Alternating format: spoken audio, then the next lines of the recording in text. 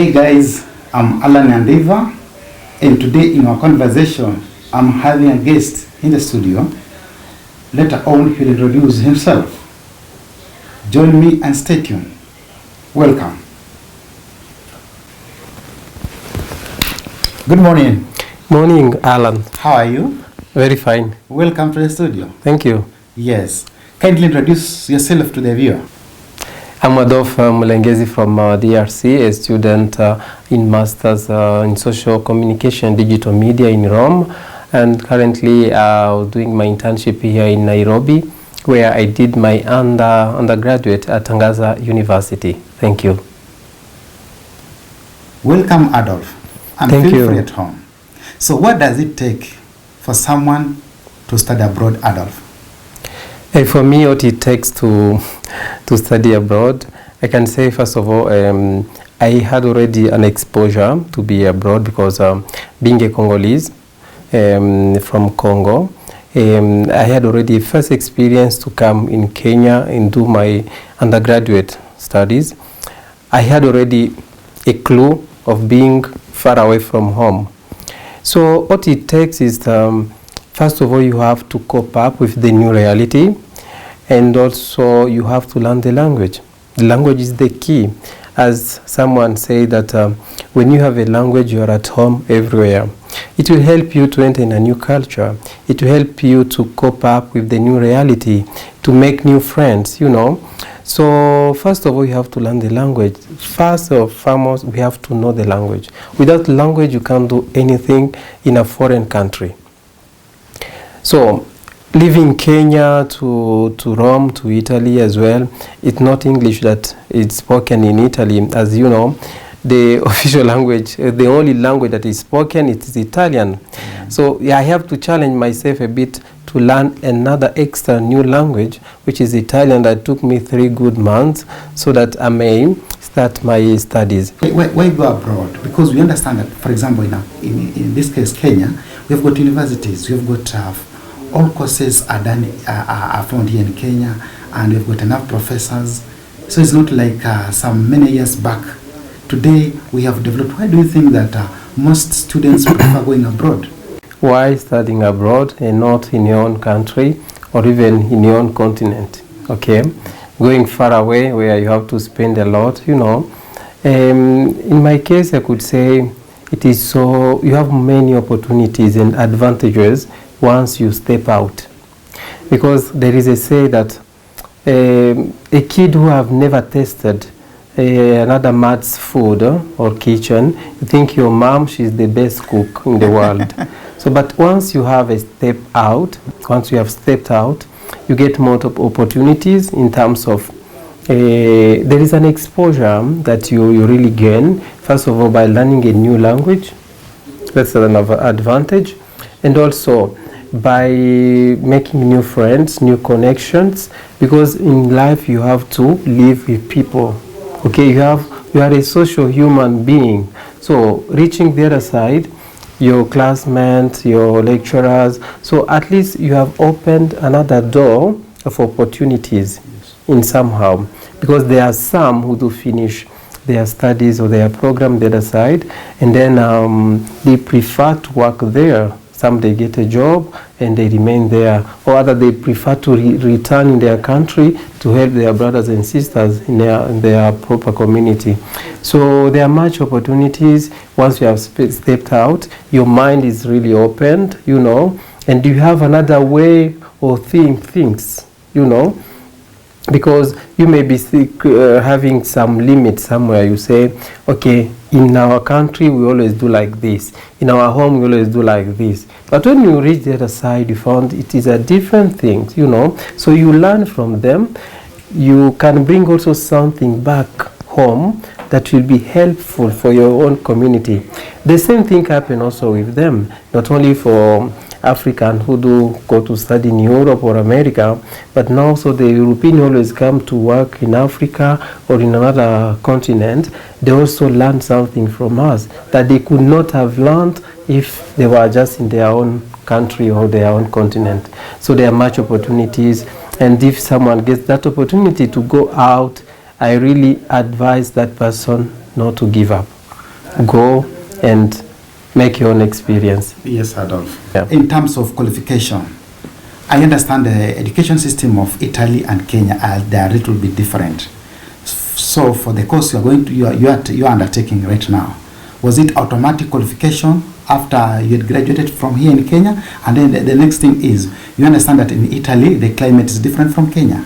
They are on the poles of the globe, and we are at the equator. How did you cope up with the climate? Yeah, the problem about climate, we don't have the same. Africa is not like Europe, so they have 4 seasons. So we have to cope up with that, and also have the dress that are proper for that particular season. But what really affects me a lot, if I can say so, it was the heat. The cold, at least you can manage even outside. When you dress properly, you can manage and to go wherever you want to go. But about the heat, when it is very sunny, outside you cannot manage it unless you are at home where you have the air conditioner. You can still deal with it. And then about maybe the qualification, talking about the education system in Italy and Kenya, of course, is not the same. And then to cope up or to start immediately the university, the first qualification first of all to do the language, and you have to get to start a B level plus of the language. There is that level, it's required for the university. Now, in terms of qualification, you don't just of all specialize immediately because you have just come from Africa. They have to evaluate and see if your the course you did, they really are the same with the ones they are offering, but you have to get more extra semester or even 1 full year so that you may have a bridging course, if we can call it like that. For the case of foreigner students, are you given help like here in Kenya? Most students are given soft loans to assist them in their financial matters to pay school fees, because we understand that this paying for school fees in universities it's somehow expensive depending on the courses you are doing. What about in foreign countries? Are foreign students, are they given some form of loans from those countries, like in this case in Italy? In terms of being given a loan, it's not called a loan, no? As it can be called here in Kenya, but someone got that help through a scholarship. Yes. Because studies are really expensive. Let me give an example of communication. If you are a student in communication, and that course is really expensive, as you know, because there are also equipment you have to deal with, you learn this and that, so the cost goes very high, the fees. Now you found yourself you are spending 3,000 euros, 800, okay, 3,800 euros per year for 2 semesters. Now if you convert in Kenyan money, it's around 400k and something, so it's quite expensive. And if you don't have really support, you can't manage. But through the scholarship, you can go ahead and finish your studies, because many people get that opportunity. And also as a student, as you are studying during summer, because summer there is starting from June up to end of September, you are not going to class. So you can also get some job. You work as you are studying, so that you may also cater for your own basic needs. Yeah. We find that in Kenya we have got challenges of job. We don't have jobs, especially for the young people who have just completed their studies in universities. I don't know if the same is experienced in abroad. Like after finishing universities, you go home, you start tamarking. What happens to those countries? Is it guaranteed that after you finished your studies, you are given a job automatically as a citizen of that country, or even as to the diaspora, these foreigners who have gone to study in those countries? Is it guaranteed to be given a job? Well, good question. It's not an automatic game that you finish and immediately there is a job secured for you, being a foreigner or being a citizen, But how do people come to get a job? For example, before finishing your studies, you have to do an internship. Okay? Some where they always go for internship, they really leave a good image there. They work well and they make sure they have done everything well. So, as they are finishing their studies, when there is opportunity that has come in that particular organization, they always call those interns who have been with them, have been working well. So, some they found themselves at the end of their studies, they have gotten a job. And those who don't manage to get a job immediately after their studies, what do? They have these casual jobs, okay? You can do a casual jobs as long as you are studying. As I said, during summer, during holidays, you do some casual jobs and you get paid, and that helps you to boost your pocket as long as the days are moving. So job opportunities is not that automatic as you can think. It's just like in Africa as well. Yeah, it's almost the same reality, because there are even some Italians who, young people who do finish their studies in Italy, but they are not working in Italy. They go to work in Germany, in America, in other countries. Yeah, where the opportunity comes, from, if you get an opportunity for a job opportunity in another country like German, even though you are an Italian, you just go and work there. I have my colleague who is an Italian, but during this summer, these 3 months we had for holidays, he went to German because he was working in an organization, and he was in charge of social media for that particular organization, and the headquarters is in German. So during this holiday, he went there. So most probably, maybe after his studies, he may locate to German and continue his life there. So that's how people do manage in one or two things about job. Now, you see, in Kenya, we've got our own law, the constitution of this land. But when you go to other countries, different countries, you find that they have got their own laws guiding their own land, isn't it?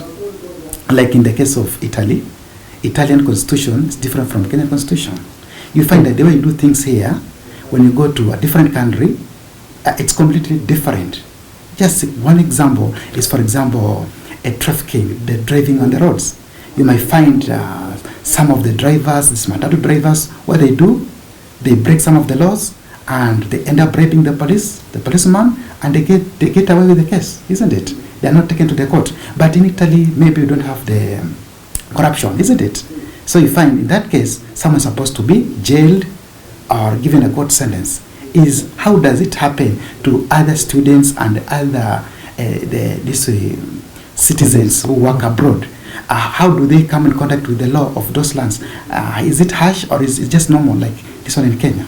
Yeah, good question, Alan. So when it comes to law, no one is above the law. Okay? And what I have seen so far, for the few years I have been there, is that let's give a very simple example about breaking the law or something. By going to the university, I studied like at 1 hour 30 minutes, okay, from my home. So it's quite far.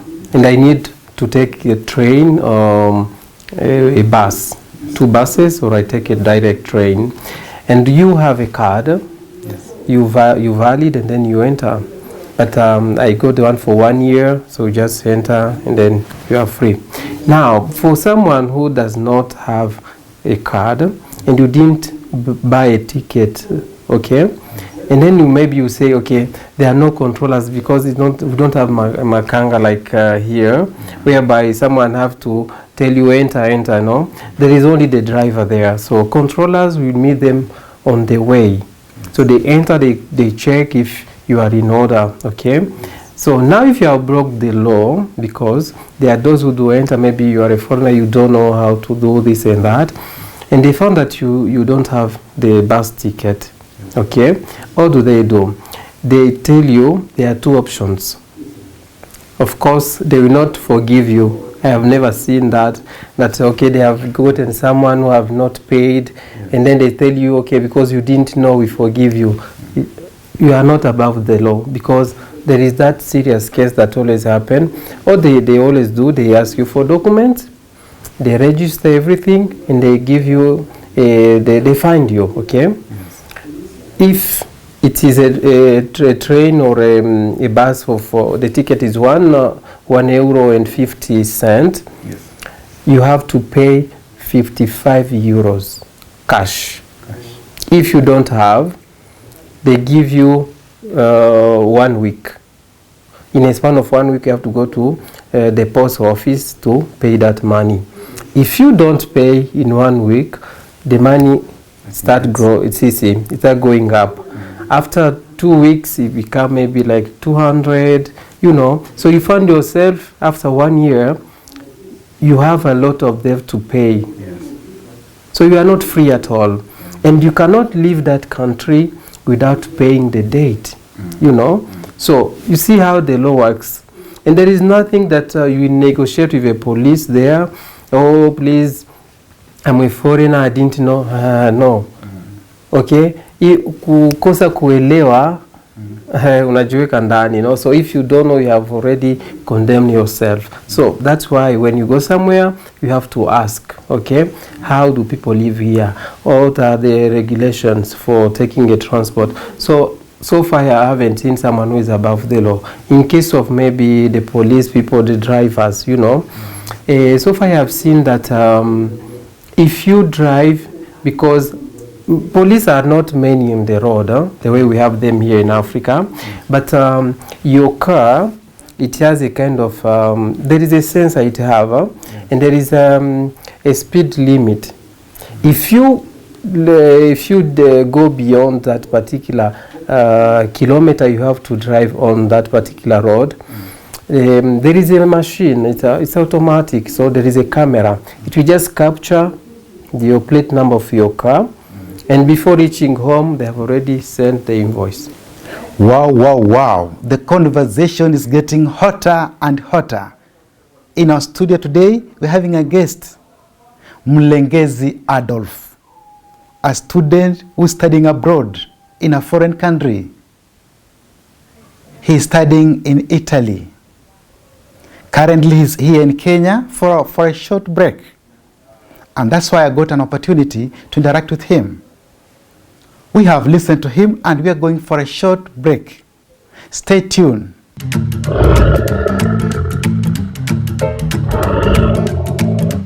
Support SHF program through Baybill 247247, account number 12801685617113, and God bless you all.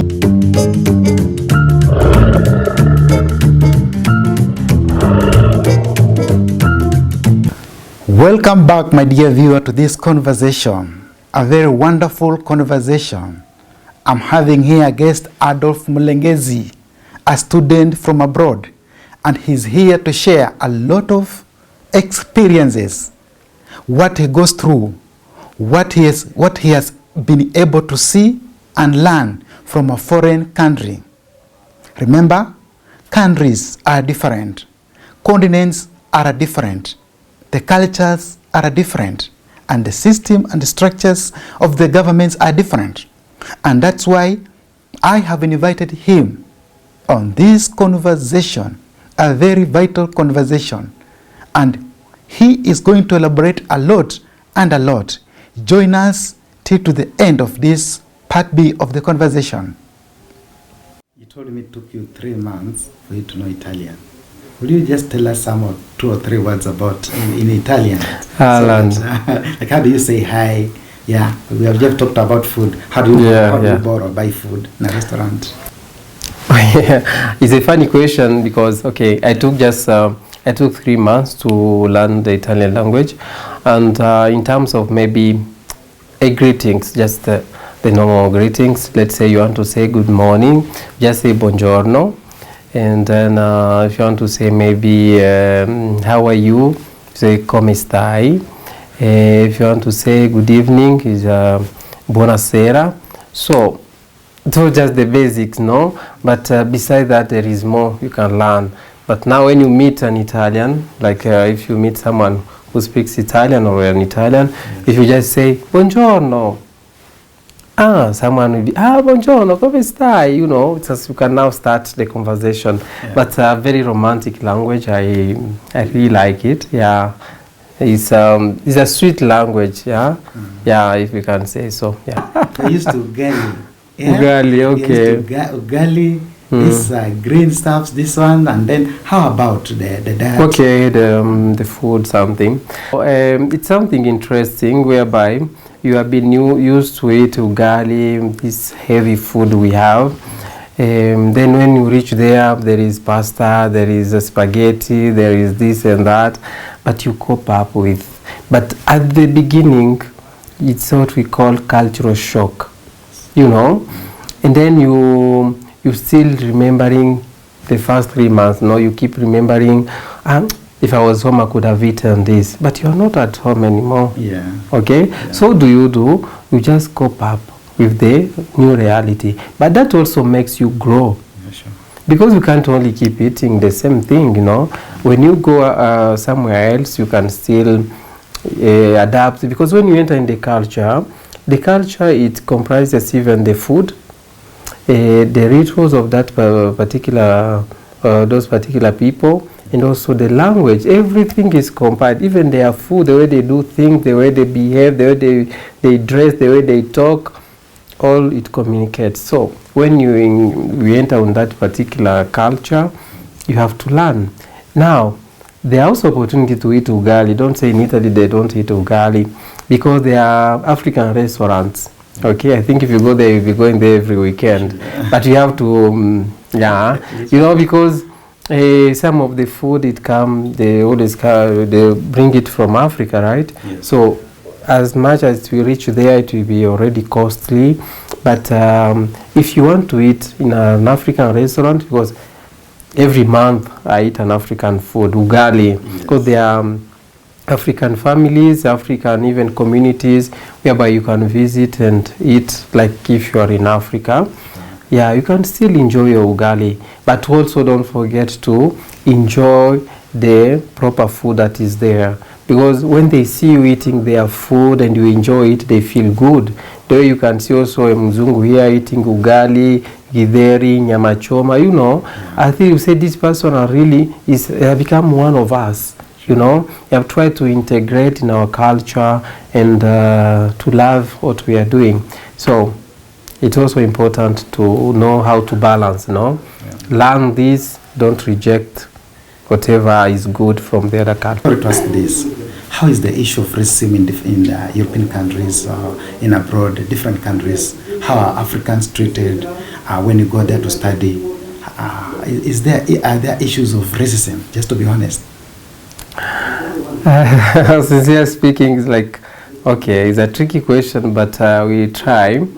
I got a chance to visit so far like 6 European countries, apart from Italy. So I got a chance to go for a Youth World Day in Portugal, Lisbon. I went to Madrid in Spain, France, in Switzerland, you know. But talking about racism, you know, it's like even here in our place, you may think in Europe or in America is where all the racism can be found, but maybe you can also find in our place in another way, another form. Okay, when you don't recognize my presence as your brother, you put me aside, you know, it's a form of racism as well. Okay, talking about Europe as you asked the question, yeah, I can't deny that can be there, but personally I haven't experienced it. Okay, yes. Maybe it can be there, but nowadays, you know, things are changing. Yes. And then with people are being educated. It's not like 20, 30 years before, where really it was very hard to see you are a black man studying at the same university with white, you know. There was that, it's like low esteem, no, that used to be there.